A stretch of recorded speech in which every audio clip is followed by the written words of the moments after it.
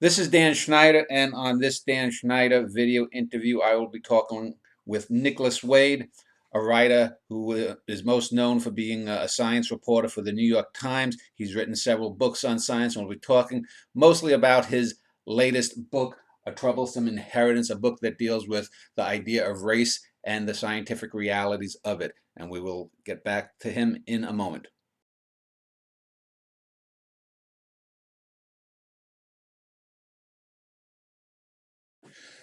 If you have watched the Dan Schneider video interviews, you'll recognize Nicholas Wade. It appeared in the first third or so of a program I did a couple of months ago, but we had some technical difficulty. So I asked him to come back and talk more completely about his book and his views on science and race and other matters. For those people who did not watch that earlier show, I'd like to ask Nicholas if he could just spend a few minutes, talk a little bit about himself, who he is, his career in journalism and science. So, Nicholas, if you could just inform our viewers a little bit. Well, I've been a science writer all my life. I started off on Nature, which is a weekly scientific magazine published out of London, goes mostly to scientists. I worked for their news section. And then I moved over to Science, which is our American rival, also a weekly scientific magazine published out of Washington. And I worked for Science for 10 years, and then I moved to the New York Times, where I've worked ever since. Part of that time, I was an editorial writer doing those unsigned pieces that appear to the left of the letters page. And then I moved down to the science section, where I've been a science reporter and the science editor. So, your interest in science, was this something that was with you from an early day, or were you basically a journalist who just had a sort of an amateur interest in science and just sort of lucked into it? Well, the science came first, I think. I was always interested in science. I wasn't allowed to study it at school. I went to school where they encouraged you to spend your time learning Latin and Greek and composing Greek verse and so on. So when I got to university, I switched to science. But I never wanted to be a scientist. I just wanted to understand it. So it gradually dawned on me the way to do that was to write about it. And that's how I became a science writer. What growing up in England, because I see that you were born in the early 40s, right during the middle of the Second World War. What was growing up and what was the educational system like in England, especially considering the sciences? I know when I was born over 20 years after you, and I know that the science in the public school systems of the U.S., at least in New York, where I grew up, was not the best. Did you get sort of a pretty good education in it, or did you find a lot of that lacking? And was that something that maybe compelled you to explore science on your own? That's right. It was the Sputnik launch that improved science education in the US immeasurably. In England, we had a different problem. We were stuck on the notion that the purpose of education was to train people to administer distant colonies in India or Ethiopia. And the best way to do this was a grounding in classics, very much like the sort of Mandarin system in China. So science was frowned upon because it was viewed as having none of these character building properties that somehow or other learning Latin and Greek did. So science education was definitely neglected in my high school years. When I got to university, I happened to be at Cambridge, which is a well-known centre of science. So it wasn't too bad from there on, but I think I was fortunate. By and large, science was very badly taught in those days. You mentioned Sputnik. Was the first thing in science that drew you to science, was it more like astronomy or chemistry or physics, or was it just science overall? Because we're going to talk mostly about sort of social sciences and whatnot. But was it more the more hard sciences that drew you initially? I think it was seeing those pictures of the DNA molecule that Watson and Crick discovered the structure of in 1953. I think that was my most sort of formative introduction to science, and it seemed a way of understanding the mystery of life. Let me just ask you a little bit about your career at the Times and some of over the decades of your writing about science. What were maybe the two or three most interesting stories that you ever reported on, or if books or any conferences? What were the things that maybe stick out as the two or three high points in your career? And conversely, were there any naders that you just sort of grit your teeth about still? Well, I think the most interesting development was the decoding of the human genome that went on for a sort of 15-year period, and after the decoding itself, then of course there was the interpretation. So this was the major event that I've followed while I was writing about science, and this was such a sort of rich field that it allowed me the opportunity to write three books that essentially sort of are interpretations of the genome. One is before the dawn, which is the sort of history of recent human evolution in the last 50,000 years, and I wrote a book called The Faith Instinct, which was based on the premise that religion has an evolutionary origin. And then I saw an opportunity to write a book about human races, which is the one you referred to, the Troublesome inheritance. I know I did a show earlier in this series focusing on three scientists that came before Darwin and influenced Charles Darwin, being Hutton, Lyell, and Agassiz. And I know too that as a kid, I loved reading about the lives of the scientists. And um, uh, so, what did you have any particular scientist that as a young man or growing up that you looked to as someone that was a heroic figure? I don't think so, but the more you write about biology, the more you come to respect Darwin. I mean, it wasn't just that he wrote so beautifully, but he saw so far ahead, and people are still furiously debating many of the issues that Darwin raised. And he also had a very delicate political problem in that his theory he knew to distress his Victorian audience. So he was very strategic in the way he first published The Origin of Species, which introduced the idea of evolution but said nothing about human beings. And then 11 years later, The Descent of Man applied it to humans. And also he sort of very cunningly lets his advocates fight all his public battles with him while he's stood in the background. So especially if you're writing about Darwinian theory, which continues to be highly controversial, especially in the subject of race, you keep thinking back to how Darwin managed to launch his theory and was very strategic about how he persuaded people very gently and thoroughly of its truth. In the last few decades that you've been writing about science, is there any one or two scientists that you particularly admire, either for their intellectual rigor or for their discoveries? And is there any scientist or scientific theory or idea that you just think is total bunkum, and why?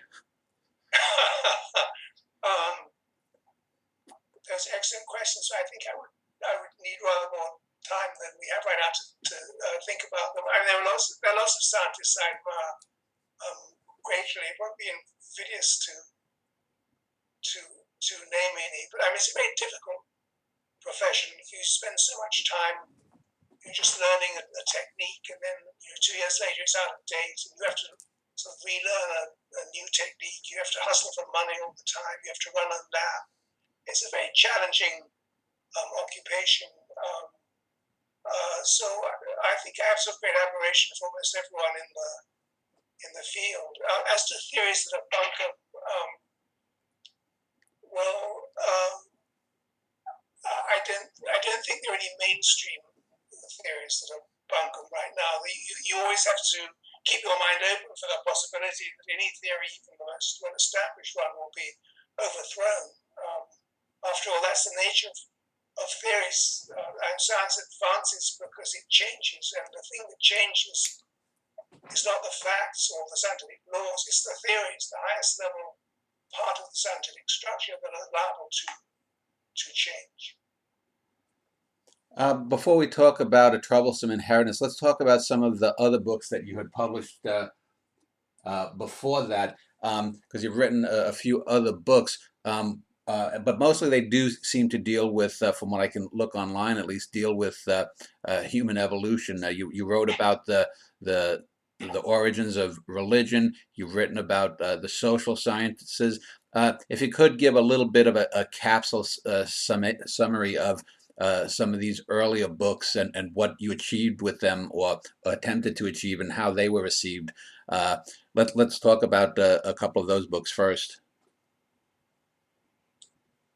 Sure. Well, maybe I'll start with Before the Dawn, which I wrote because it seemed to me there were very large number of sort of new developments that bore on recent human origins. By which I mean not the sort of the old bones and skulls that most people are familiar with. Those sort of date from way back. There's lots of information that were on the last 50,000 years of human history, much of which has been has been until recently an almost closed book. These are just dark years. We have no idea what happened to us between the emergence of behaviour in modern humans some 50,000 years ago and 5,000 years ago when sort of history starts. But what the genome gives us, because the wonderful way you can sort of look back in time by analysing the human genome, the genome gives us a sort of framework for figuring out what happened in those 50,000 years.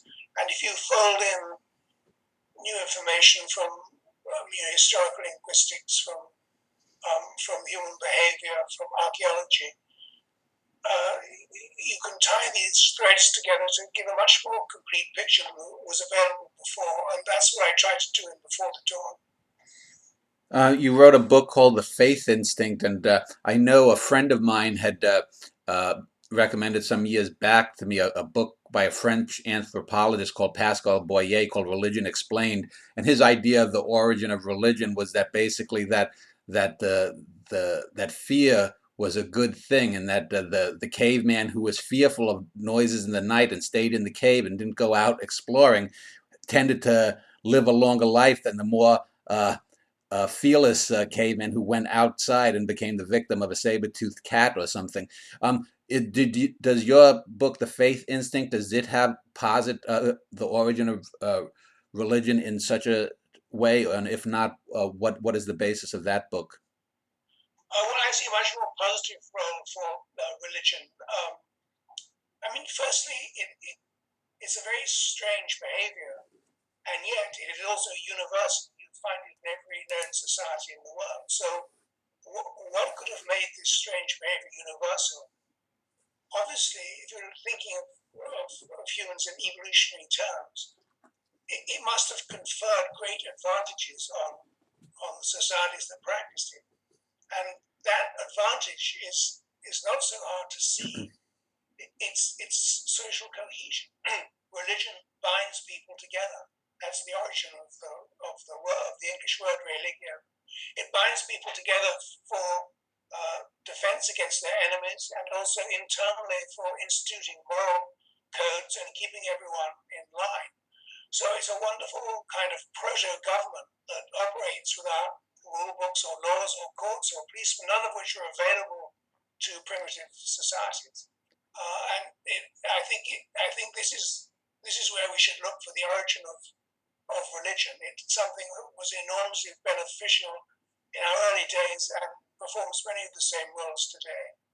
Well, regarding since we're going to be talking mostly about race and genes, do you see that genetic there's anything genetic in the inclination towards supernatural belief? Because I know some people have posited over the years that there might be a God gene, meaning that there might be a gene for credulity or something like that.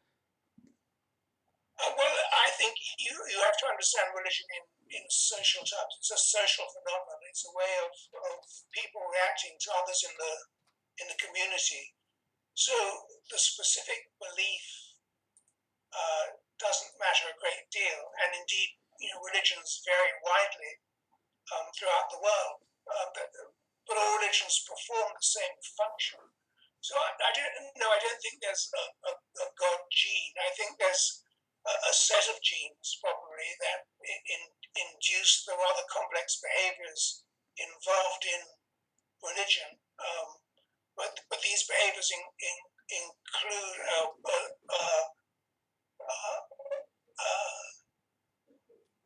they include a desire to participate in your community's religion, to obey its laws, to feel guilty when you transgress them, and to risk your life if necessary in the community's defense. All these are sort of tied together in the very complex behavior we call religion. All right. Well, let's end this segment on that note, and when we get back, we'll spend most of the time talking about your latest book, Troublesome Inheritance, which deals with race as a scientific reality rather than what a lot of people in the social sciences today believe it is not. And we will do that in a moment.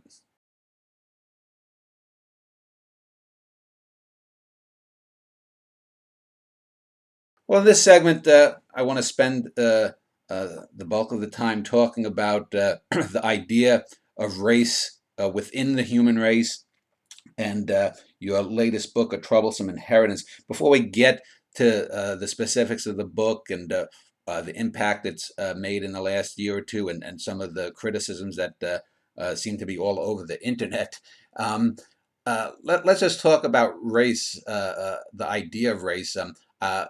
I touched a little bit about this in the earlier show a couple of months ago, but I was born in 1965, and I know when I was raised, the idea was that there were basically three major races: Caucasoids, Negroids, and Mongoloids, meaning white European-looking people, people of sub-Saharan Africa, and people mostly of the western part of Asia.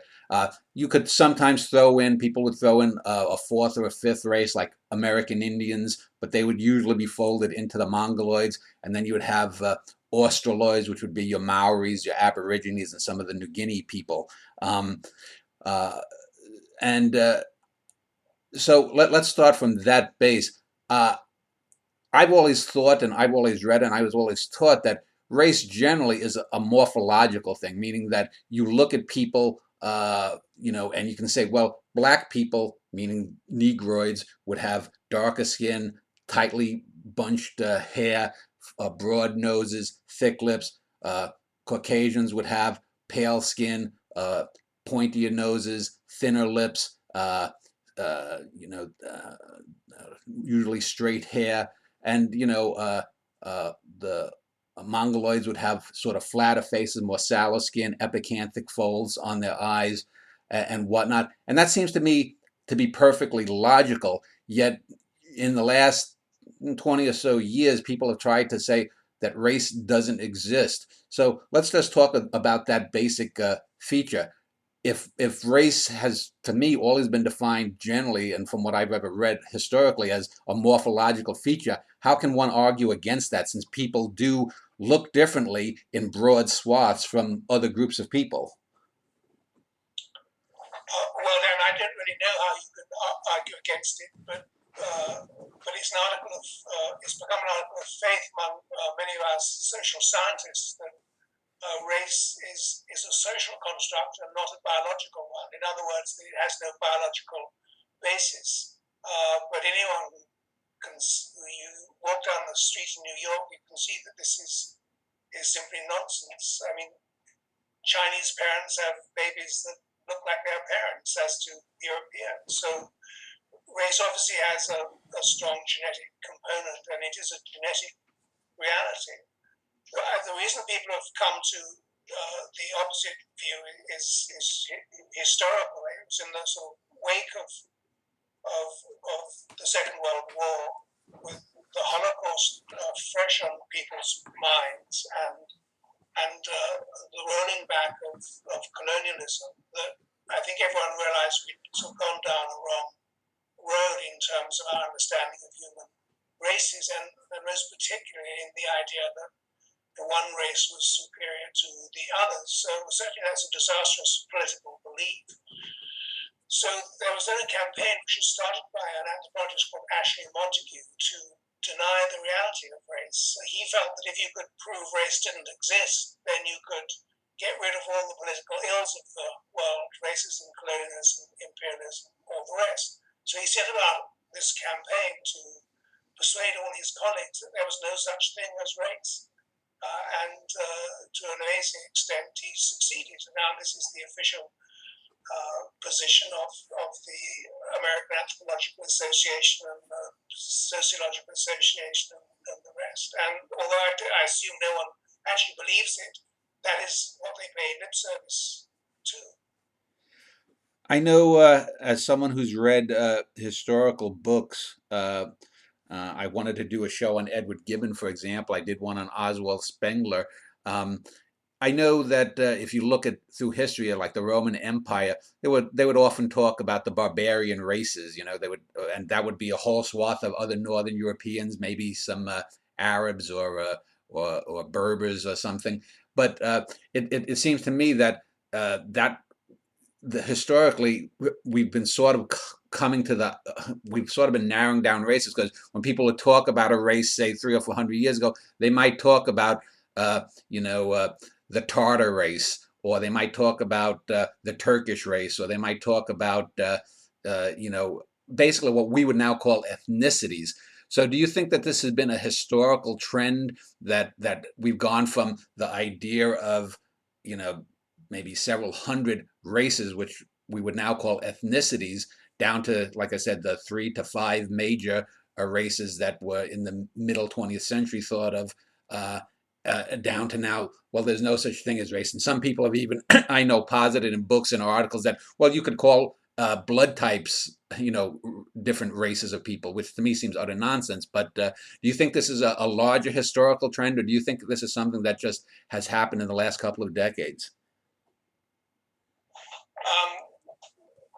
Well, I think what's happened is that the word race used to be sort of used very, very loosely when people didn't really know what it meant. And it's much better with our new understanding of recent human origins to think of race in terms of the major historical splits in the human population, which leads you to the three main races that you described at the beginning of this segment. So at one time there was a sort of single human population.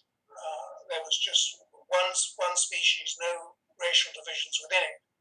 But then when people left Africa, which is our homeland, for the rest of the world, they couldn't interbreed any longer because of vast distances that separated them. So you had two populations, the one in Africa and the one outside. So then this happened 50,000 years ago. The second big split is about 30,000 years ago, and that is when the population outside Africa split into Caucasians in the west half of Eurasia and East Asians in the east half. So this gives you the three major splits in the human population, the three major races that we know of today, which you described: the Africans, the East Asians, and the Caucasians. Then, as you said, you can add on other races, which are sort of justified to some extent. American Indians occupy two big continents. Those could be a fourth race. Australian Aborigines could be a fifth race. Now you can go on adding more races if you want. It's like the problem of how many hills are there in Vermont. That depends on how high you want a hill to be. Yeah. But by and large, I think it's sort of simplest conceptually to say there are either 3 or 5 main races, and then within each race you get these ethnicities. Yeah, there was a humorous Hugh Grant movie about 15 years ago called "The Man Who Went Up a Hill and Came Down a Mountain," about the people trying to make the mountain high enough to reach a certain threshold to be legally considered a mountain. And that's sort of what it seems like people are trying to parse little differences that are not particularly enough, or in the other way, trying to erase or look past clear differences. Because from as far as I know, there have been tests done on infants infants just 2 or 3 weeks old who could not be socially uh, acclimated. An infant is only going to know it's basically its mother's tit and mother's face and mother's scent. It's probably not even going to recognize its daddy in the first month or two, and yet they will have some of these infants. I've read, I don't know the name, but they've had infants look at faces and they can tell the difference between uh, uh, let's say if their mother was black, they can look at a face that's flashed on a screen in front of them and see they react more favorably to the dark-skinned African-looking mother than they would to a Chinese woman or a white male. And so this, to me, from just out of common sense, says there has to be something uh, that's inbred. It almost seems to me like when Chomsky came up with the idea of there being some genetic component that's built into the facility to understand language, that we have a similar component built into us to be able to recognize differences. And again, if we're animals and we're looking at possibly the possible predator, the other tribe, this makes to me perfect sense as to why we would have this instinctual ability to, recognize differences, racial or otherwise. Right. So, do you what are your thoughts on that in terms of it being having sort of like this Chomsky, as Chomsky believes that language has a certain built-in component. Do you believe that human beings likewise have this built-in component to recognize basic differences, morphological or otherwise? Yes, we certainly have a face recognition module, and you come across people who have a defect in this module and they are unable to recognize faces. So this is obviously a very important social adaptation. If you live in a community, you need to be able to recognize all its individual members. So this is one of many social behaviors that we have built into us. I know it's similar to people who have sort of denied the idea of beauty, and I've seen similar tests where infants can recognize or they're more attracted to. They're less troubled by, say, if you know put up the face of a supermodel or some handsome Hollywood actor versus your average cab driver. Say that human beings, especially young infants, likewise are drawn to symmetry, which we have evolutionarily called beauty. Um, so let's talk about the book and some of the major arguments that you spell out. What are basically the 3 or 4 major premises that your book stands upon, and how does that differ, or is it in sync with current thinking? Okay, well, the book has two parts. The first part, as I explained to readers, is strongly supported by modern science and the discoveries coming out of the genome, and that's the part that establishes that human races exist and why they exist and how they differ. The second part of the book, which I clearly label for the reader as being speculative, is one in which I try and say, well, if races differ, how is that important? Clearly, the morphological differences you refer to, the skin and the eye and the hair color, do not matter or should not matter in any fair, non-discriminating society. But there may be other things that do have been significant historically, and these, I argue, are our social behaviors. That our social behaviors are under the control of natural selection just as much as those morphological behaviors are, and that the different races, in adapting to their different economic circumstances, have developed slightly different social behaviors.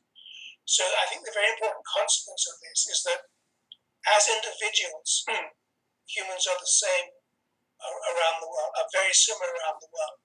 The only significant difference between them is in their social behaviors, and social behavior is something you cannot really see in an individual. It only becomes apparent when you have whole groups of individuals together. But I argue these social behaviors have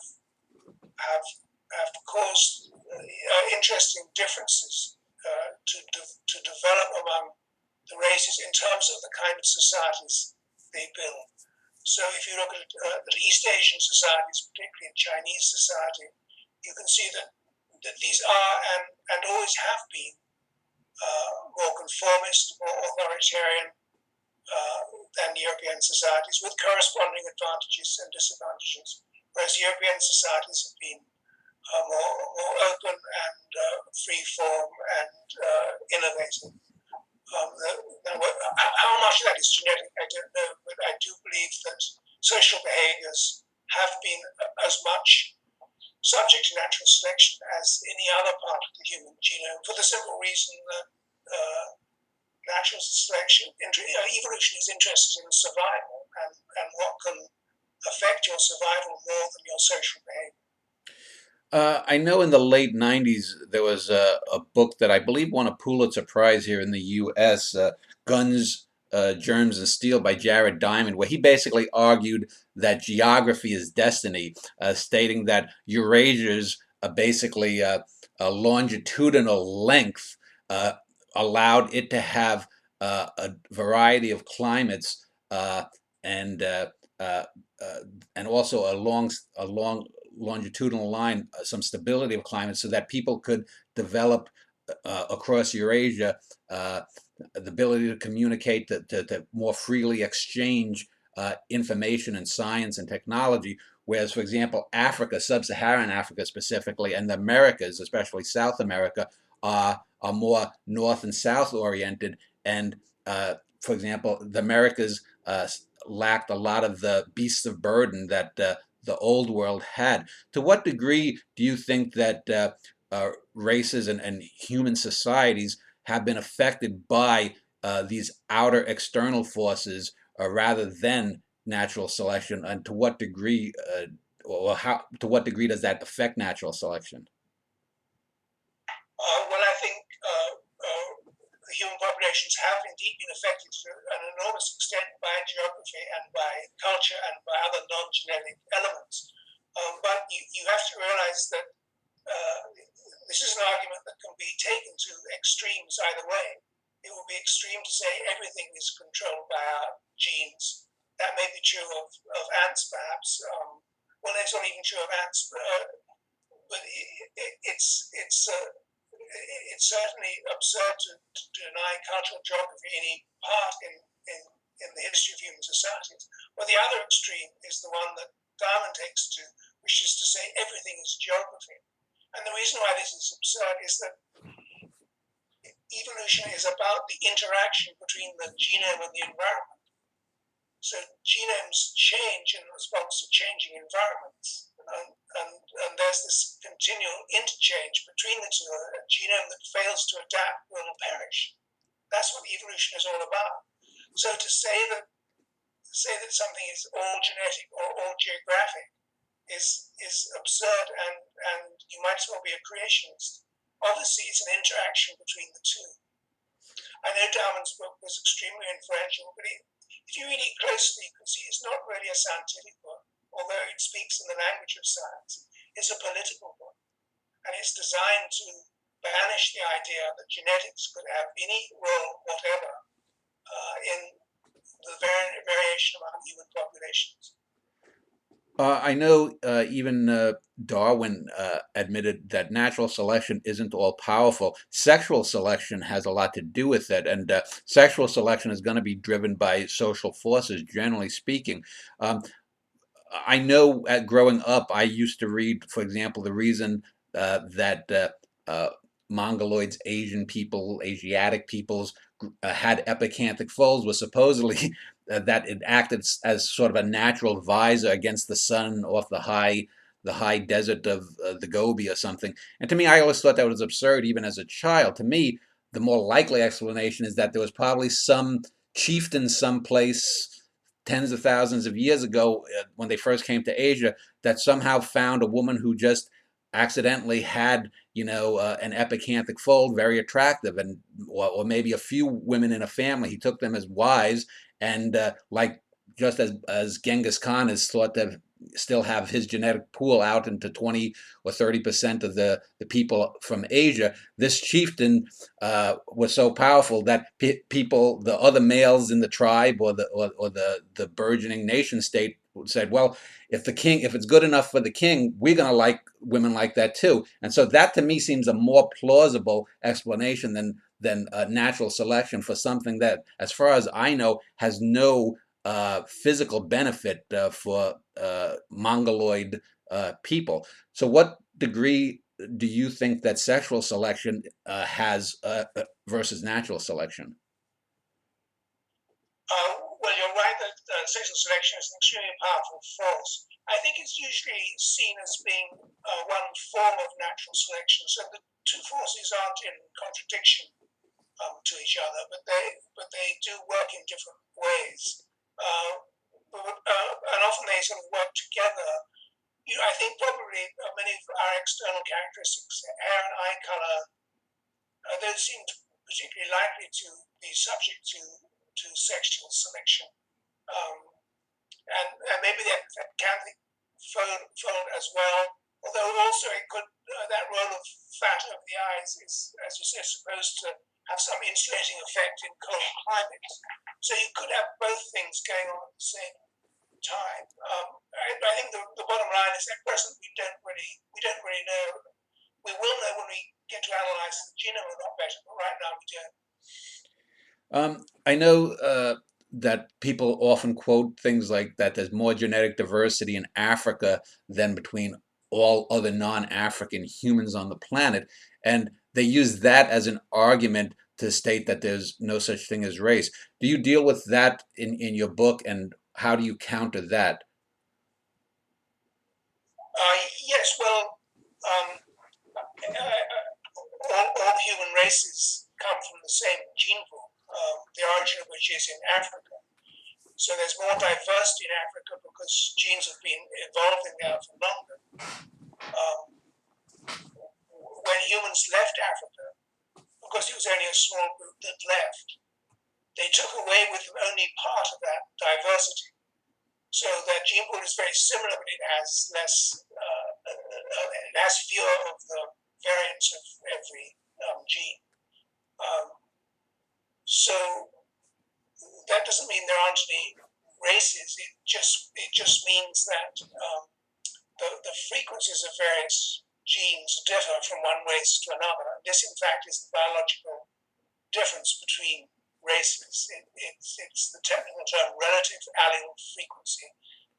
That means the relative commonness of the different versions of various genes. Because these alleles or versions of a gene are present in different proportions in different races, that is what makes races different from each other, both morphologically and in other ways.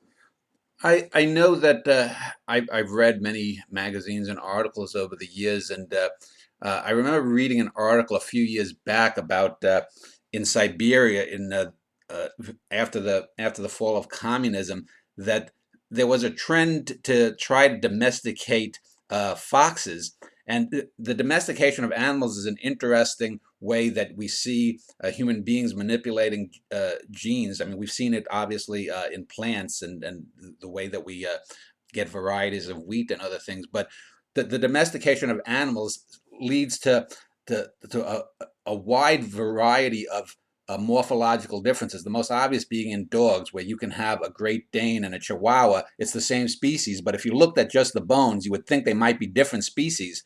And in the same way, if you look at, for example, cats and the multiple colors of cats, it's through domestication that we get a lot of the cats that have seeming mittens and whatnot.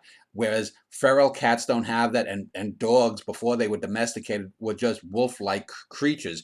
To what to what degree do you think that as mankind spread out over the planet, a lot of the differences morphologically that we see, that we call races or different ethnicities even, are due to what some people have termed man domesticating himself, in that we've gotten less violent as we've civilized ourselves?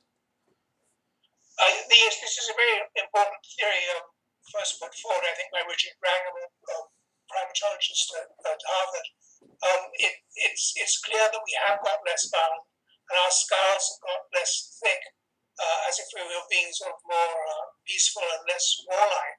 And these changes parallel what you see in when animals are domesticated, when wild sheep or pigs are domesticated, their skulls get less thick and there are various other changes that take place. So then if you ask, well, who was domesticating us? Obviously, well, we were domesticating ourselves. This is a sort of constant trend throughout human evolution, but which I assume is because the virtues of cooperation and trade generally win out. They're not always over the ability to wage warfare. And those Siberian domestication experiments you mentioned by a remarkable guy called Belyaev, who domesticated silver foxes, those are very remarkable for another reason, that he showed how very quickly a strong behavioral change can be brought about. Yeah. So these foxes went from being totally wild to totally tame in just a matter of 5-10 generations. So in terms of human populations, obviously natural selection doesn't perform as potent a force as a human breeder can on his animal populations, but nonetheless, it shows that with the right incentives, behavior can be modified genetically in quite a short period of time. If one accepts that mankind has sort of self-domesticated, it makes me wonder if the resistance to the idea of races and differences, even on a morphological level, if that's based on a sort of reactionary idea that man is somehow special. Because as we know in science, we thought that the old world was all there was. Then we knew that there was the new world. Then we thought the Earth was the only planet. Then we thought the solar system was all there was. And then we saw the Milky Way was the whole universe 100 years ago. And then now we know that it's just one of trillions of galaxies in the observable universe, and there may be multiple universes. Do you think that there's sort of an atavistic revulsion towards the idea of different races because we want to think of mankind having a primacy, and that if there are differences, we're going to sort of naturally think there's lesser and greater? Do you think there's anything of that at play? Yes, I think you're onto something there. We're always trying to carve out a special niche for ourselves, and even though time and time again this kind of effort is shown to be misguided, we keep on doing it. You know, right now with respect to race, we're trying to say in effect that evolution does not apply to humans, that evolution came to a stop 50,000 years ago. That is the essential position of the social scientists who deny the existence of race. And yet, what we've learned from the human genome in the last 10, 15 years is that evolution does apply to human populations. It's been bearing down on them with enormous force. At least 8% of the human genome has changed under the pressure of natural selection in the last 15,000 years. So we're continuing to evolve at a very great rate. And because this evolution has necessarily been independent and separate on the various continents, that is how populations have emerged into slightly different races. But I agree with your basic premise. We don't want to think that we are still subject to this primal force of evolution.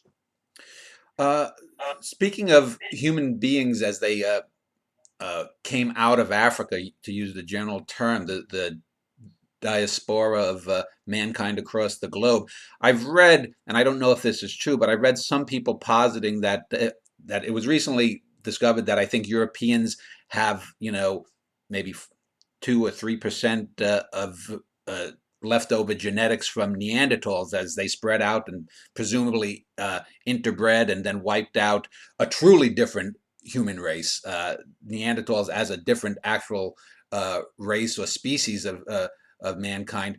And that some people have thought that maybe that might be why most Europeans have developed lactose intolerance. I've heard similar theories about Asians having specific genetic differences due to a group of human beings called Denisovans. To what degree do you think any of that might be true?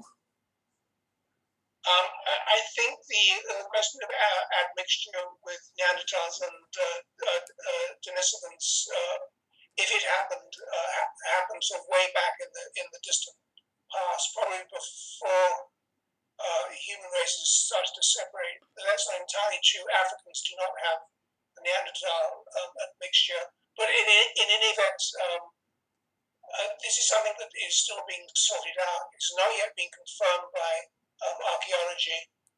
Even if it is the case, I don't think it greatly affects present human day populations. Lactose tolerance, I don't think has anything to do with Neanderthals. That developed about 6,000 years ago in Europe, which is very recent in evolutionary times, and it's also developed independently in 3 or 4 African pastoral tribes. So I think that's some of the sideshow as far as human races are concerned.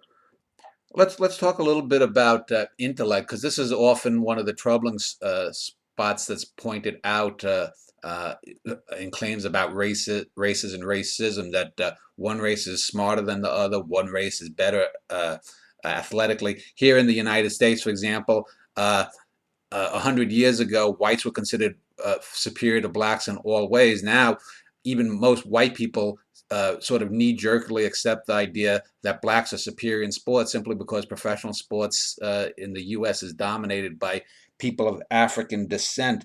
Um, what do you think about things like that? I know in the earlier show I'd mentioned boxing as an example of where you had different ethnic groups, Jews and Italians, and then blacks and Hispanics, and now a lot of Asians dominating the lower weight classes. What do you think in terms of those social pressures leading to ideas about superiority or inferiority? Well, I think IQ scores have been a sort of terrible and invidious distraction, and really there's not too much you can tell about comparing the IQ scores of different races for the simple reason that many things affect IQ scores deeply, such as health and nutrition. So unless you're absolutely sure that the races you're trying to compare are identical in all respects, such as that, then you're comparing apples and oranges. And besides, this sort of single number of an IQ score is so sort of powerful and invidious that it sort of seems to irredeemably make one race, let's say Europeans, inferior to Asians who have generally higher IQ scores. I think one should forget about IQ. It's something we don't really understand at present. I think one should understand that the comparative success of human societies rests not on IQ, but on their social institutions. So rich countries are rich because they have good institutions, and poor countries are poor because they have bad ones. And what makes for the quality of social institutions, I think, is the whole spectrum of human social behaviors, of the way we tie each other together in societies. So if we have a tribal society, for example, where the radius of trust is very small, you trust your family and your extended family or tribe, but you don't trust the government, and often for very good reason. But a tribal society, because people have such a low level of trust, it's very hard to make it operate in an efficient manner the way that high trust societies like those of East Asia and Europe do. So it's social behaviors in all their aspects that one should look to, and not something as narrow as IQ scores. As to sports, I think there have been some strong cultural factors that, as you say, gave us a lot of good Jewish boxers and basketball players in the 1930s. Well, that was because of various social economic reasons. once you have a level playing field, which I think increasingly you do, then you do see different ethnicities predominating in different sports, and that almost certainly has the genetic basis of some kind, although the precise genes remain to be determined.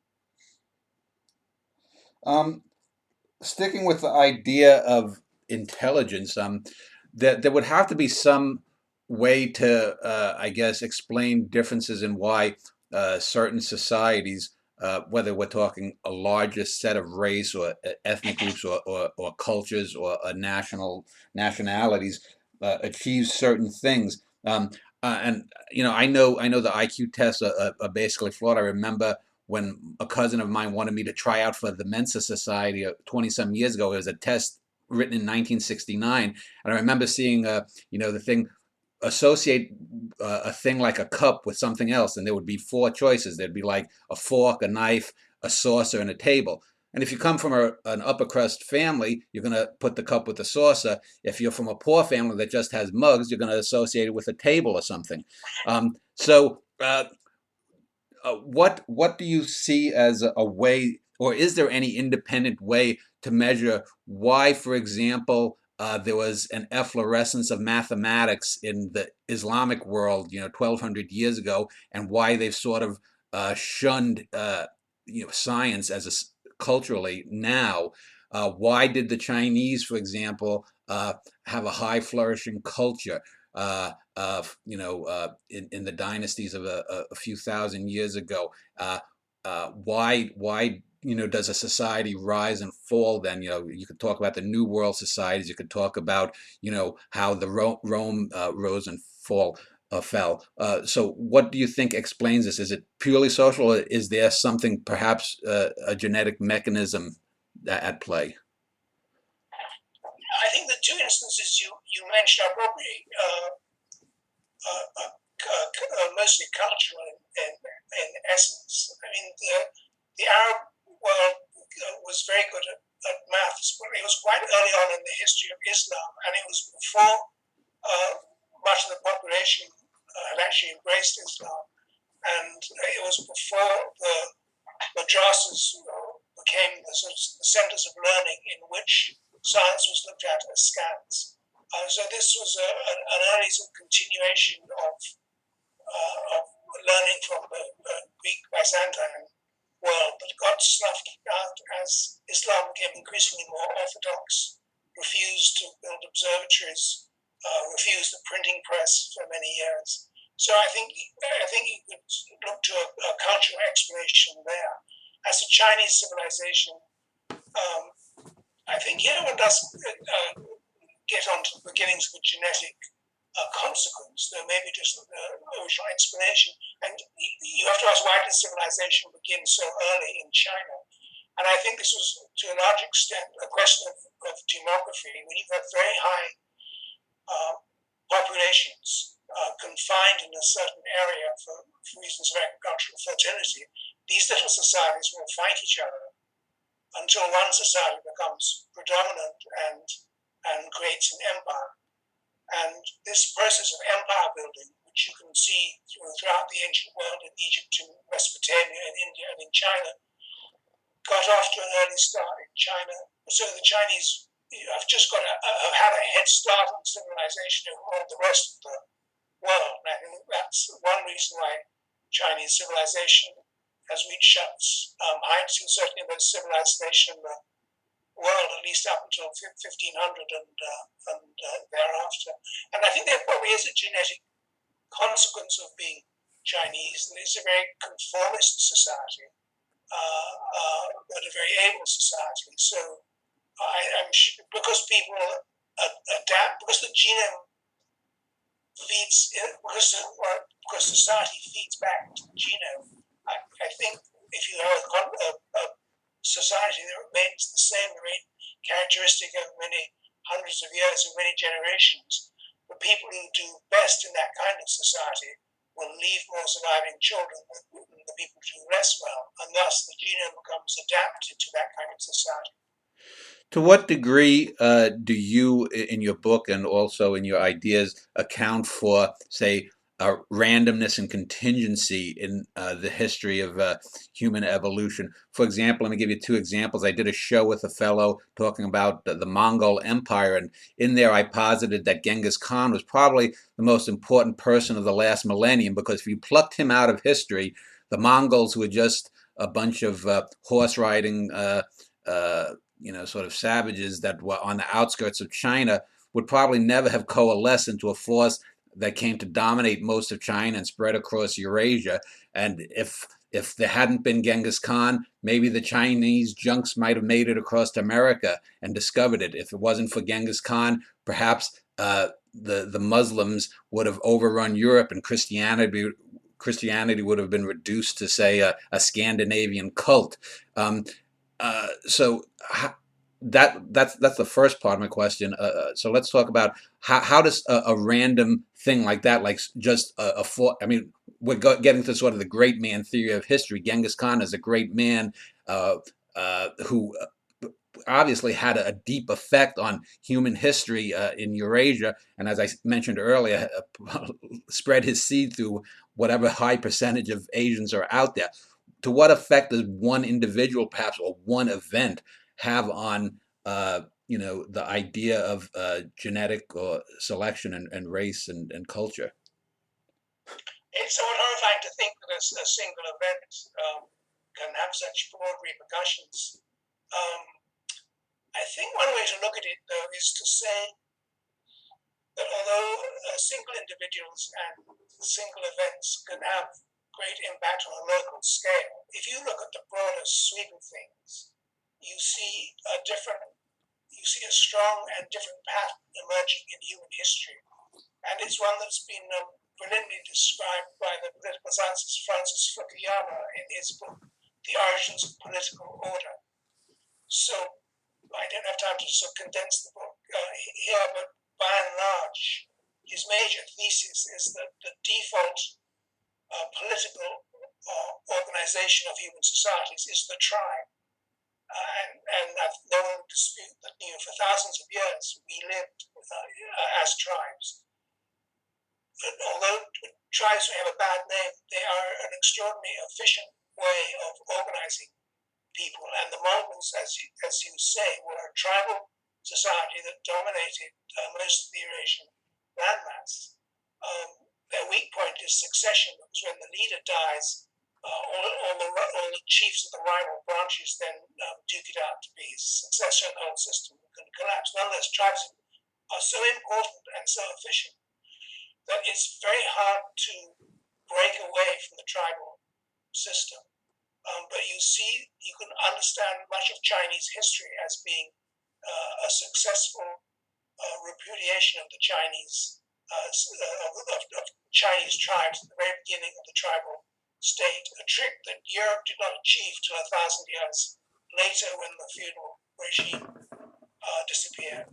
Africa and the Middle East are still largely tribal in origin. They haven't managed to shuck off the shackles of tribal organization. So in this broad picture, you can see that the story of human civilization is how to make this political transition from a tribal to a non-tribal society, within which it doesn't really matter if Genghis Khan existed or never existed. This is something determined by much larger forces, particularly demography.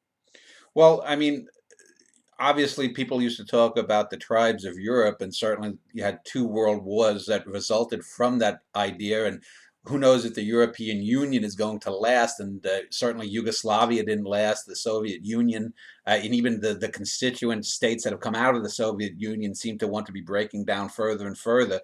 Um, to what degree do you think that there's uh, that has an effect on genetics or human populations, that tribalism worldwide, or do you posit a reason, for example, that you would think that Euro peoples are somehow less tribal than, say, Native Americans or Africans? Well, I think tribalism never disappears, but the structures of a non-tribal state are laid on top of it.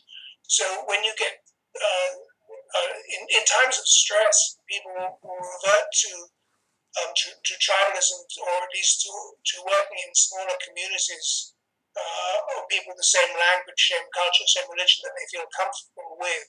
And that, I think, is the phenomenon you see in the breakup of Yugoslavia, which you mentioned, in the breakup of Czechoslovakia, in the disintegration of the Soviet Union. So tribal systems are still a strong organizing factor in human societies. It's just that unless you break the embrace of the tribe and learn to have a larger radius of trust, you can't operate a modern state. And the Scots also wanted to leave last year, I think, the UK. So let me Right, just that's another. yeah, let me just talk a little bit about colonialism, because certainly in the last couple of centuries, last few centuries, you can't really get away from the idea of colonialism. Basically, I mean, we can talk from the post-Columbian times, the conquistadors in America, the European powers, how they sort of sliced up Africa, certainly the Middle East. A lot of people have claimed, for example, that a lot of the fractiousness of these areas of the world, say, like I say, South America, Africa, the Middle East, is due to colonialism and people imposing these sort of arbitrary differences in masses, where in cultures and land masses that they had no idea of what the indigenous people there uh, had. And so a lot of the exceeding political violence that some people, some bigoted racist people might ascribe to a natural barbarian state, is really the outcome or the result of sort of ham-fisted colonialism. Well, colonialism always gets a bad rap, and often correctly so. But I think it was also a mixed blessing, or a mixed disaster, however way you wish to put it. And the bad thing that colonial powers did was to break up the existing political structures of the societies they colonized. And when they left, these countries were left with no political organization, which is a horrible situation to be in. It's a recipe for chaos. And the good thing that colonial powers did was to sort of introduce modern technology, modern business methods into societies that by themselves probably would have taken years to acquire them. So I think if you look at the British performance in India, say, that was a unifying period that gave India firstly a common language in the form of English, which you didn't otherwise have, a common railway system, common commerce. It was one of the few times that India has been united. In fact, only the third time in history, if I recall. So there are some benefits of colonization, and of course, the United States itself is a large formerly English colony that has displaced American Indians. Most people would surely say that's an advantage. Well, that has been a good thing on balance, horrible as it was for the Indians.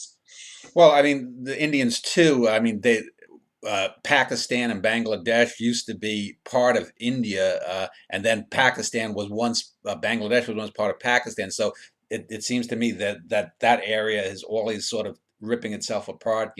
There's Sikh violence as well as Islamic violence in India.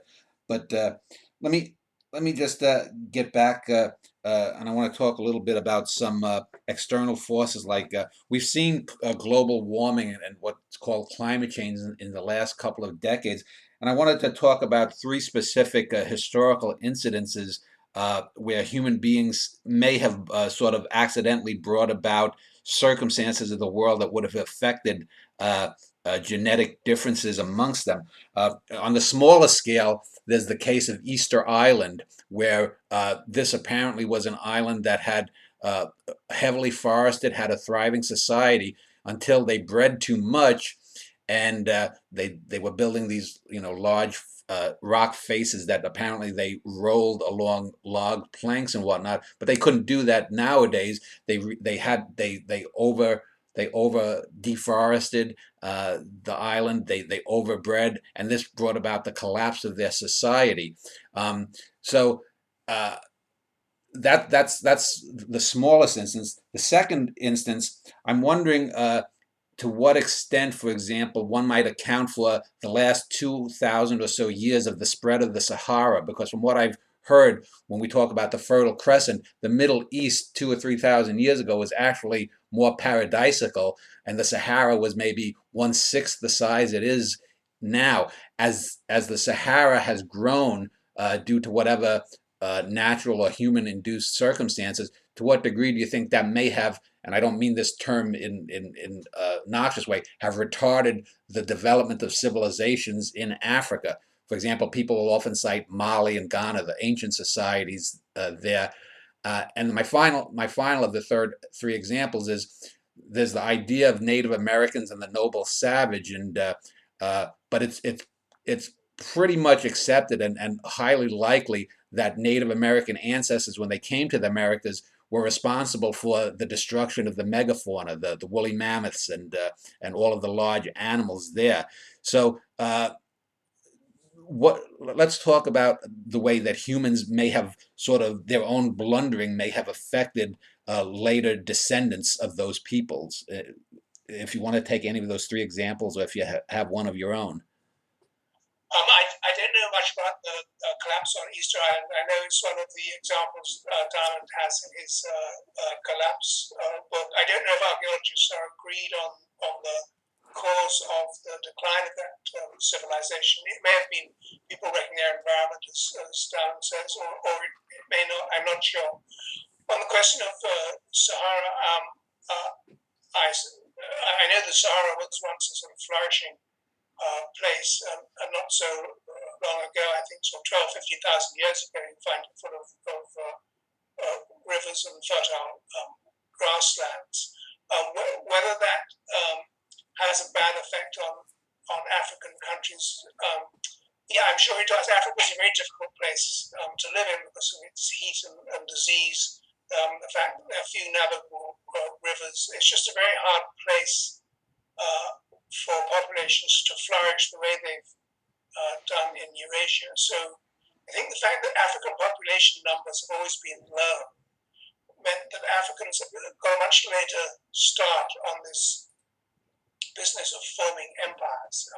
And they just started to form empires when the European colonists arrived on the scene and stopped this very interesting process. So I think an important point I didn't manage to make earlier was that although the races have diverged from each other because they followed independent evolutionary paths, nonetheless these paths are in many respects convergent. In other words, we're all going the same way and will arrive at the same endpoint. So I think one very important transition was that from hunter-gatherer societies to agricultural societies.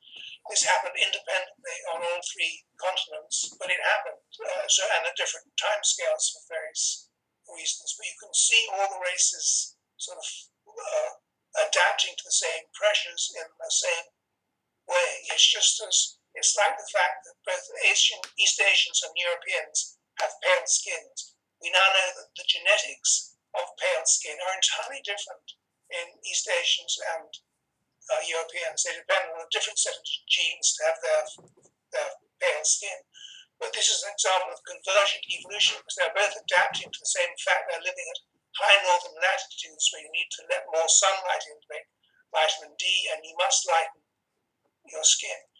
So that morphological change, I think, you can see it being tracked, being mirrored in the behavioral change, whereas societies go through these various transitions.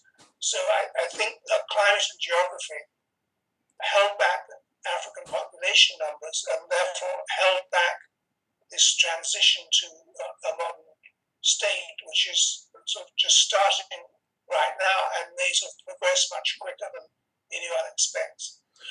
As to the megafauna and the Native American Indians, I think this is a universal phenomenon throughout the world. You see, as soon as when humans first arrived on the scene, whether in Australia or the Americas or Europe, the big species fall extinct. Now, I think the assumption that humans did it is almost certainly correct, but a big problem is that in many cases this coincides with the end of the last ice age.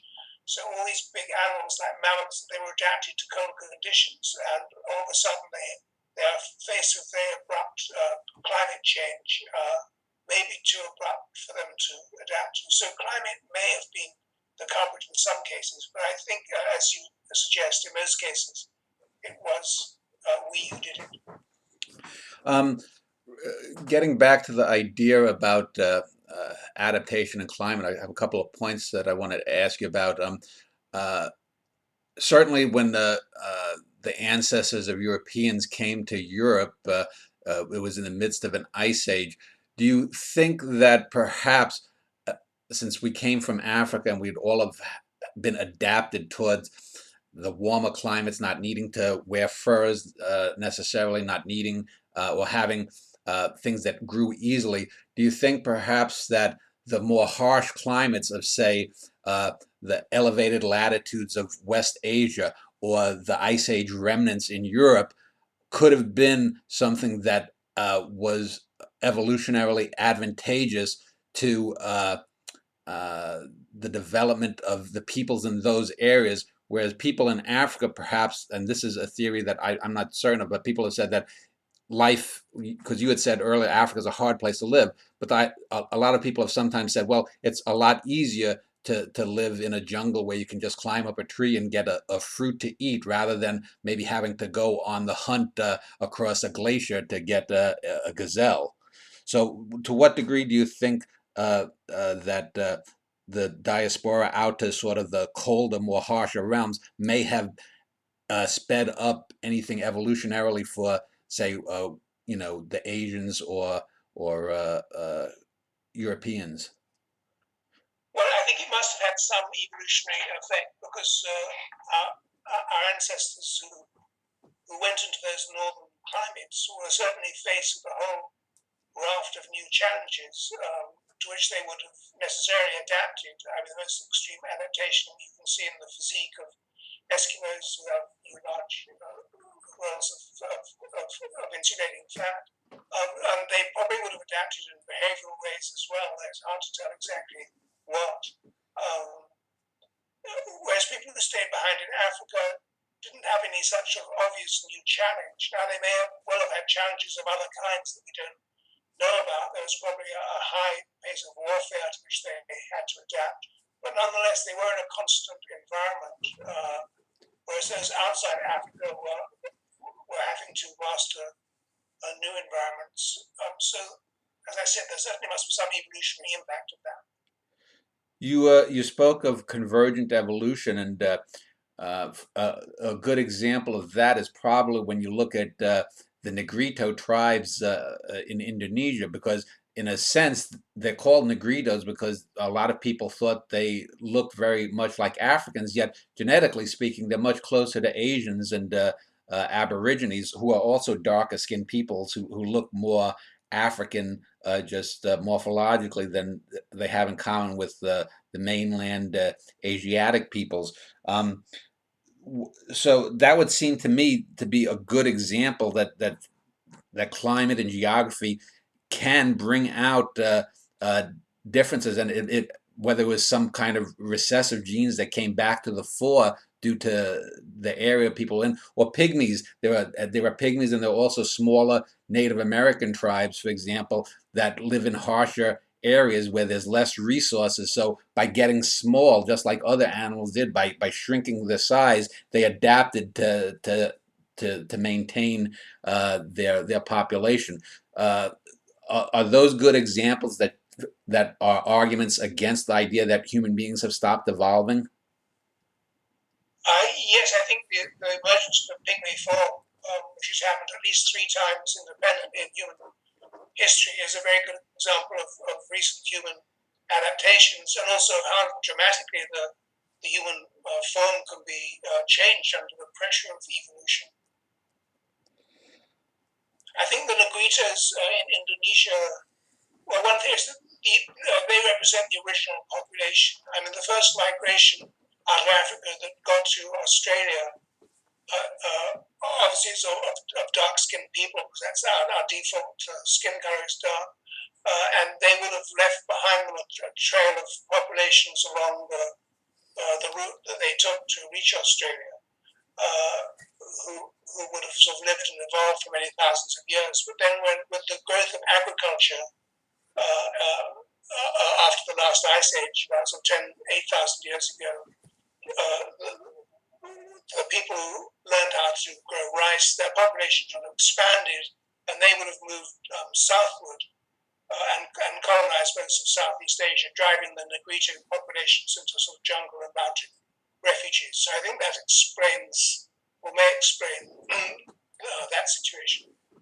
I want to talk a little bit about a term that's always used with ideas of race and racism in the last hundreds or so years, and that's eugenics, and to a lesser degree, euthenics.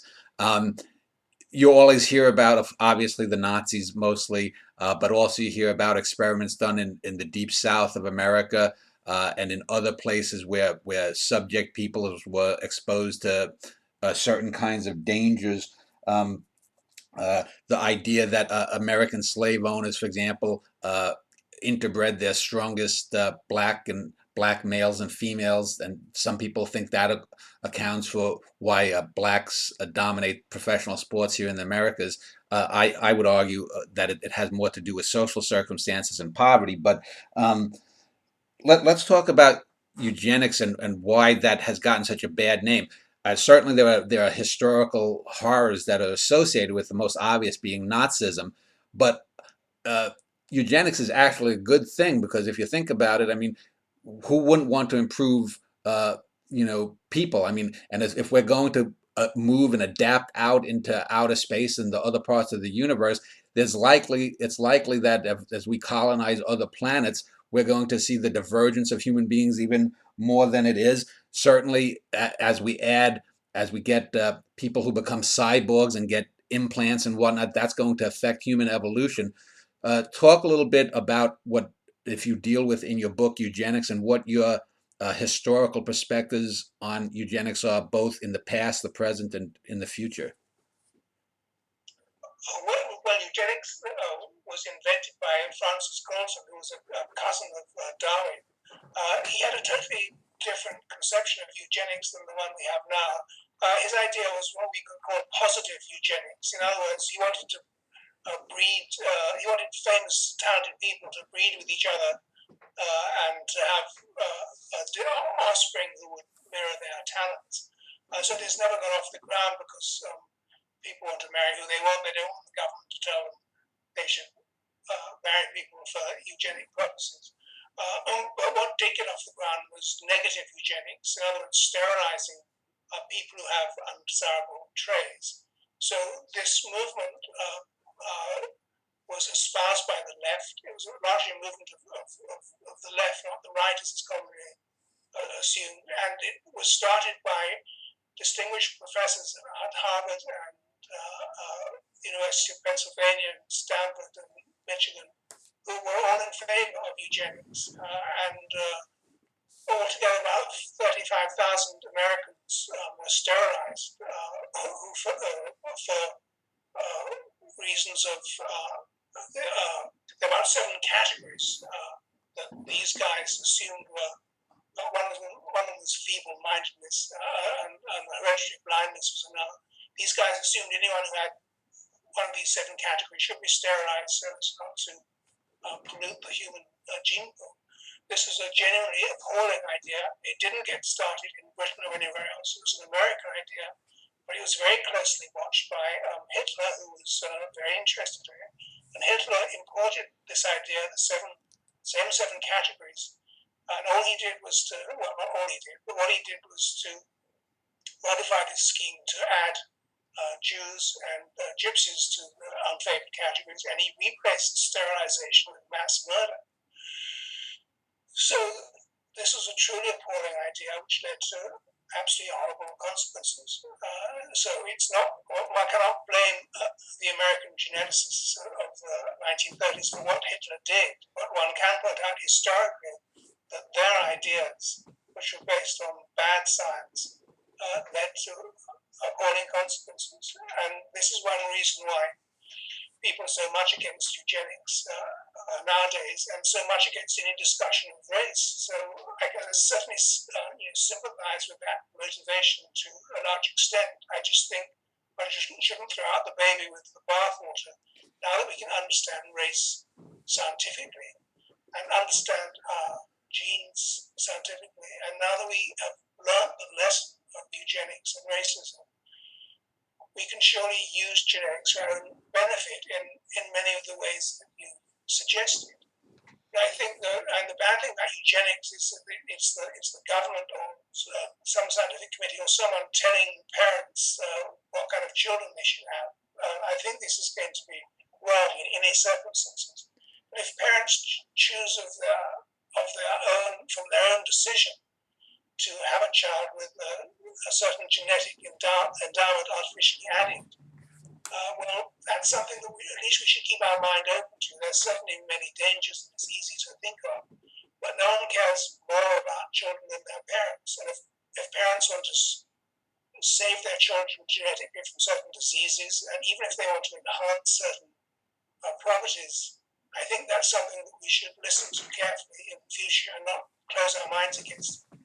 Yeah, I think the thing that I've always found about the idea of eugenics is that I've spent decades in the arts, and you know, if you look at the great artists, people who are great artists who married and had children, most of their children don't turn out to be geniuses. If you look at most child prodigies, they generally get a foot up on their peers, but by the time they're 30 or 40, it's rare that any of those prodigies become the next Mozart. They usually just become someone who's very frustrated and antisocial because they get that early head start, but then they never maintain that edge, generally speaking.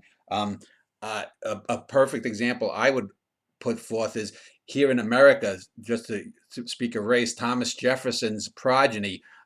It's believed well, it's known that he had white descendants, and it's believed that at least he fathered one of the children from his slave Sally Hemings.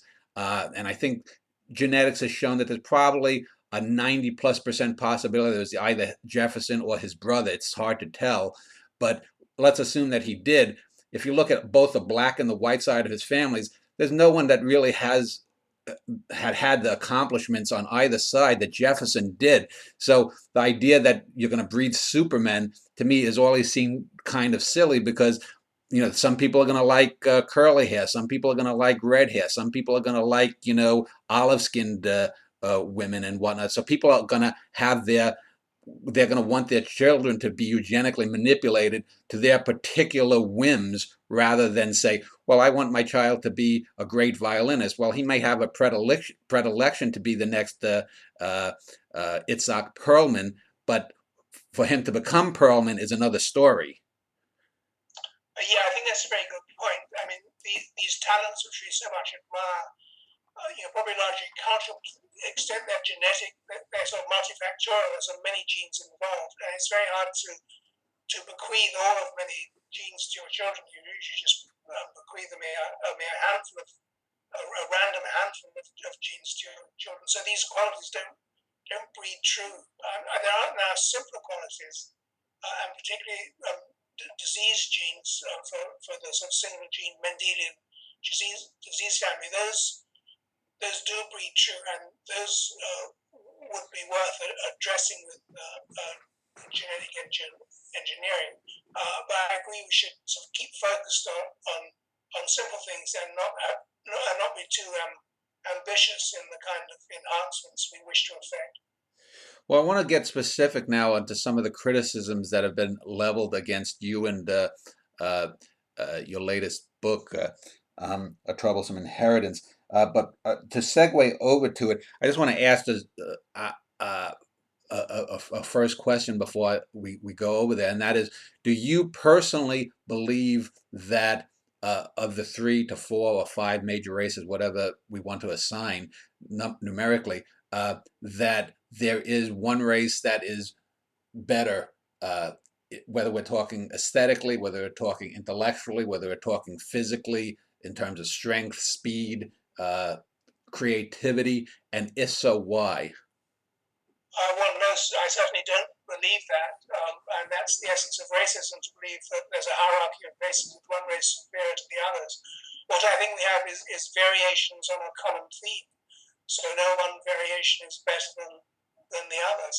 Now that said, and this is why the subject is so difficult, if once you say races are different, then people start trying to make invidious comparisons. Or I can say is at different times of history, you'll have one race being more successful, but other times of history be less successful. So it all comes to the same thing as the end, especially as we are, as we've already discussed, I think treading convergent paths in evolution. So, let there are some specific claims that people have made in some negative reviews of your opinions in the book specifically. Um, why do you think then people have come to these conclusions? And I would say, just eyeballing, looking over a few dozen reviews in preparation for the show, I'd say it's probably about 3/4 of people who wrote or reviewed the book had a negative opinion about it. What do you account for that? Do you think that that's based in science? Do you think that that's based in their own cultural perceptions? Or let me put it to you this way. I know, for example, in having reviewed works of fiction, poetry, and novels, and even film, that a lot of film critics, for example, don't even really deeply watch or the films that they're that they're supposed to be reviewing. Do you think what do you think accounts for the negativity then towards some of your ideas expressed in the book? Well, first, as you're implying, and the standard of reviewing is very low. Reviewers are not paid. Very few reviewers of any book actually read it and start by telling the reader what the book says. Secondly, this is a very sort of political topic on which people have their ideas made up. So it was, I think it was to be expected that most reviews of the book would be negative because first I'm saying that races exist, whereas the current political dogma among many academics is that races don't exist. So being confronted with the facts is uncomfortable, and it's sort of very easy then for a reviewer to set down the path of attacking the book without addressing any of its arguments, and that in fact is the nature of all the. I think almost all the negative reviews I saw, none of them actually told the reader what the book said. None of them addressed its arguments. Very few echoed the distinction I clearly made in the introduction that part of the book is factual and part is speculative. So the reviews as a whole, I guess, were both expected and disappointing and of almost uniformly low quality. Uh, can you sort out, say, the 2 or 3 major criticisms, not necessarily specific reviewers, but say the 2 or 3 major criticisms that you got against the book, and what your rebuttals are towards them? And do you think that some of this may have to be that you're not a scientist proper, you're just a quote science writer? Well, the major criticism, and I must say it was one that infuriated me, was that the book was full of errors and inaccuracies. So when the scientists started making this accusation, I emailed them and said, I noticed your blog post saying the book has many errors. Could you please tell me what they are so I can correct them for the paperback edition? So the answer came back either I'll get back to you on that, and they never did, or they just didn't reply at all. So then I came to realize that this was just a political maneuver, a completely cynical criticism. There are no errors, there are no scientific errors in the book that I'm aware of. There are no major scientific errors. It's a correct, a correct description of what we know about human races. In addition to which, I might mention this book is squarely based on articles I wrote for the New York Times, none of which was criticized when it came out. So, like most journalists who write books, I've sort of rehearsed the book in the pages of a newspaper. So I'm pretty happy that this book has been sort of well proofed in the form of those articles, and that all the chapters which I say are scientifically based are accurate. Now, the chapters which I say are speculative, I think I put forward very plausible arguments, but none of the reviewers take up these arguments, say what they are, or debate them. So I felt that the book was being attacked politically and in a very unconvincing way. I'm very happy with the way I wrote the book, and there's nothing I would change about it. Other than scientific, the brute facts, it seems that a number of criticisms are that even if one accepts that the facts that you presented are correct, that you have somehow misinterpreted them. Is there an example that has come up that you would say is this claim of you're misinterpreting scientific facts? Can you respond to maybe the most claimed misinterpretation? I can't think of any. The only thing I got wrong was when I said I said that 14% of the human genome had changed in very recent times, and that was a figure I took from the article I'd written in the New York Times, which was unchallenged by the author or anyone else. And I should have gone back to the author's original paper. When I did do that, I found that the paper was very hard to follow, but I think he was saying that at least 8% of the human genome had changed in recent times, not 14%. So that the actual figure was wrong. It was more than 8, not 14. A figure which makes absolutely no difference to the argument I was making, that there's been very substantial change in recent times in the human genome. This is the only misinterpretation that I think I was accused of that had any merit whatever. So let's talk about, let's wrap up this segment on the book, and as we head towards the end of this interview, let's talk about, you talked about the social forces and some of the political forces that sort of inhibit a free discussion of ideas such as race, or religion too is another touchstone. Sexuality, which I had done a show with you earlier this year on too, is another one. Gender identity, that kind of thing. To what degree do you think? I mean, are you do you have a positive outlook, say, for the coming decades, that the culture will somehow swing back towards a more scientific base? And do you think that the reason that we have a society that seems to want to swing towards social behavior, for example, in the arts, people will always talk about, well, we don't, there's no such thing as objective reality. Everything is subjective, because this makes people feel good, because if you're overweight or you're an alcoholic or you have some kind of problem, you can say, well, I'm not responsible for it. To what degree do you think that society is responsible for the current state now of not wanting to really acknowledge, to me, what I think is an obvious truth, that there are races? I don't think it's, like I said, I think it's more superficial and morphological.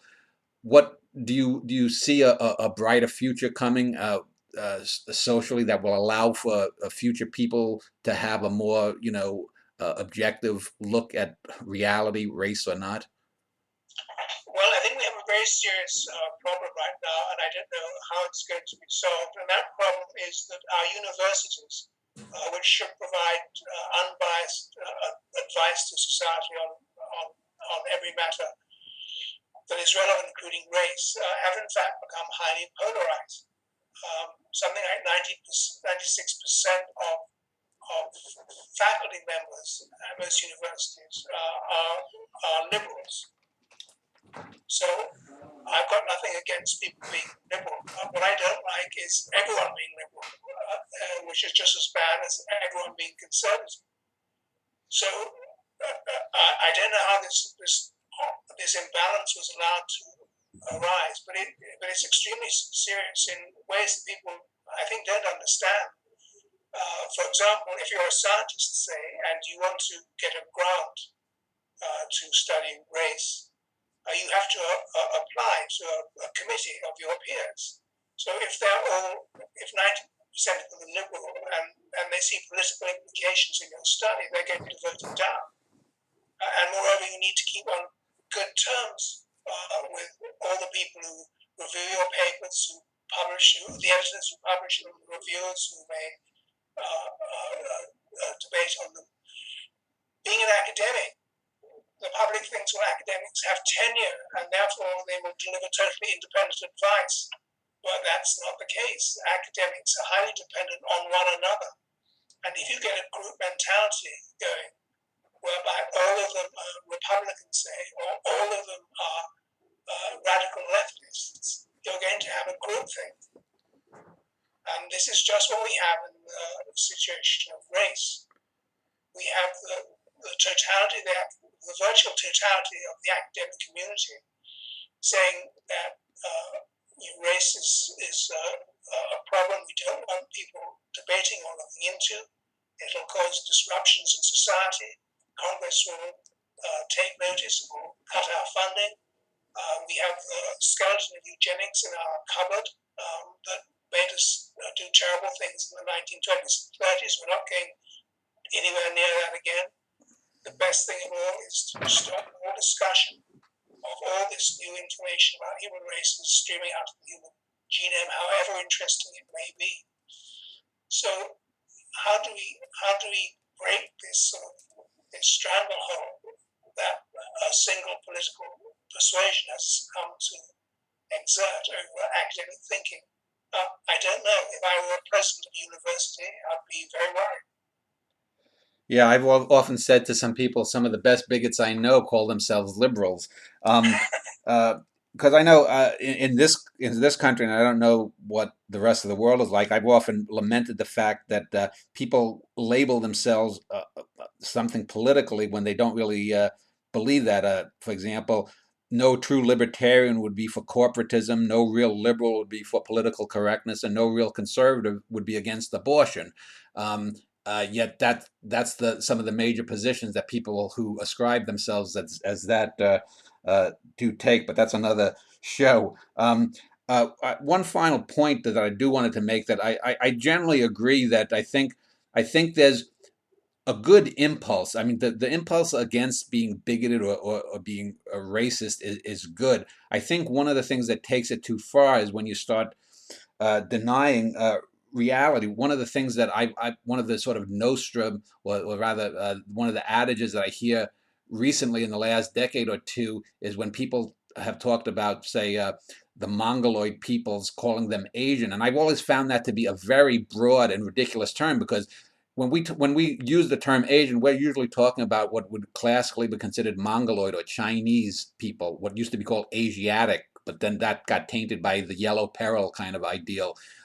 But someone from Asia, I mean, hell, that could be a Lebanese, that could be someone from Bangladesh, that could be a Turk or a Kazakh that doesn't look anything like Chinese. So why don't you just say Oriental? But since that's from the Orient, but then they'll say, well, you're calling them a rug. But I've never heard an Afghan complain about being called a rug. And so you get these sort of ridiculous arguments that are based upon some perceived slight that I've never heard anyone truly express. I mean, I've never heard any Chinese person, and I've worked with Chinese people. I had a Chinese neighbor growing up. I went to school with many Oriental peoples, and I never heard one of them ever say that the term Oriental uh, connoted them being like a rug. So I, let's just I don't know where that's going to go myself, but uh, let's just take a break here, and when we end the interview, I'll give you a chance to just sum up the book and have some closing remarks, and we'll do that in a moment.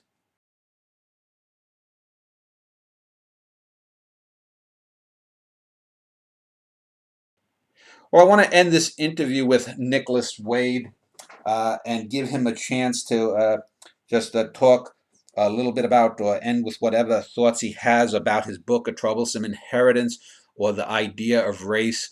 And as I said, where we might go in the future about it. So, Nicholas, if you want to just opine for a few minutes on whatever comes to your mind in this regard. Well, I think the subject of race is very interesting because of the light it sheds and will shed on human history. I know that for many people it means something very different, and socially it's very fraught, and people still suffer from racism and discrimination. But I've always been interested in evolution, and if you take an evolutionary view of race, I think you can see that if you want to recover human history for the last 50,000 years or so since we left Africa, you have to recognize that there's not one human history. There are at least three human histories corresponding to those of the three major races. We've been living apart and independently until very, very recent times. And the only way you can follow that is by looking into the genomes of people of different races, looking at the various fingerprints that natural selection has left on the genome of each race, and that way you can reconstruct the major challenges that each population faced as it took its path through history. All of this is a sort of a wonderful, rich new window of looking into our past, and yet it will be forever closed off as long as large parts of the academic community refuse to discuss race, attack those of their fellow members who try and research on race, and follow what seems to me a generally obscurantist attitude toward a very important emerging part of human knowledge. Well, I want to thank you for discussing your book and your ideas. Anyone who has enjoyed this discussion can look below this video. They will see links to more information about Nicholas Wade and his book. My next show will be next month. I'll be off for a few weeks, but we'll be switching up gears, and we'll be talking the next two shows about the life and career of American actor Vincent Price with some experts on his film career and as well as his daughter. So again, thank you, Nicholas Wade, for your time. Thanks, Dan. Very interesting conversation.